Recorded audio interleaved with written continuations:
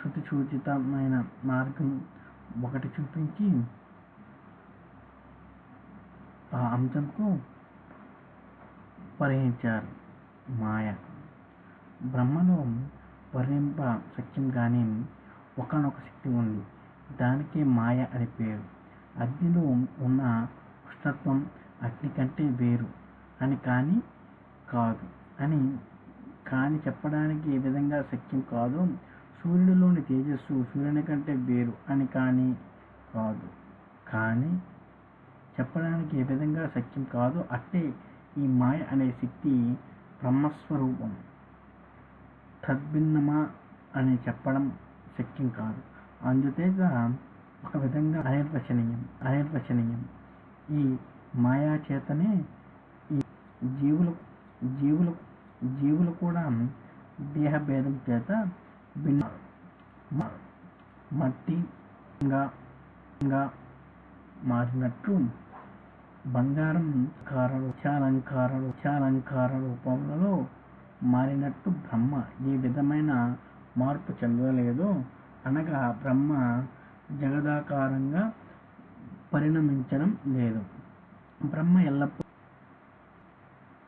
నిర్వికారంగా నిర్మలంగా సర్వవ్యాప్తంగానే ఉంటున్నది. మాయాశక్తి చేత ఆ బ్రహ్మయందు ఈ జగత్తు ఉన్నట్లు కనబడుతున్నది. బ్రహ్మ యొక్క పరమార్థ స్వరూపం తెలియగానే అలా తెలుసుకున్న వానికి జగత్తు అంతర్హితం అవుతుంది. ఇందుకు ప్రసిద్ధంగా చెప్పే ఉదాహరణలు ప్రజ్ఞసర్ప, సుప్తి రజత, మరమోచిక కోదక, స్వప్నతు త్రాడు నుంచి సర్పం అనుకుంటాం.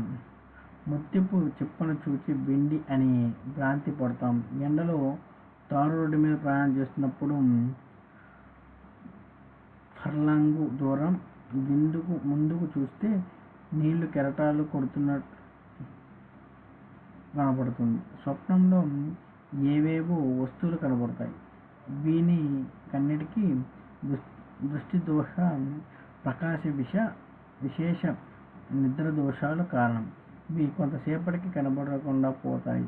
ఇవి కనబడుతున్న సమయంలో కానీ కనబడకున్నప్పుడు కానీ ఇవి వేటి మీద ఉన్నట్టు కనబడుతున్నాయో లేదా కనబడ్డాయో వాటిలో రజ్జు సుప్తాదులలో అదే విధంగా మాయాకల్పితములైన ఈ జగత్మైన ఆధారమైన పరమాత్మ తత్వంలో ఏ విధమైన మార్పు కలదు. దీనికి మరొక ఉదాహరణ కూడా చెప్పవచ్చు. సినిమాలో అమర్చిన తెల్లని తెర మీద గంటల కొద్ది అనేక కాల్పనిక దృశ్యాలు చేస్తున్నారు. తెర మాత్రం ఏ విధమైన మార్పు చెందడం లేదు. కనబడుతున్న స్నేహ ఆ దృశ్యాలన్నీ సత్యమైనవిగా కనబడుతున్నాయి. వాటిని కూర్చి పరిశీలించి చూస్తే వాటి అసత్యం తెలుస్తుంది. ఎవరో ముందుగా ఈ దృశ్యాలన్నీ సిద్ధం చేసుకుని ఏదో సాధనంతో తెర మీద వానిని చూపుతున్నతను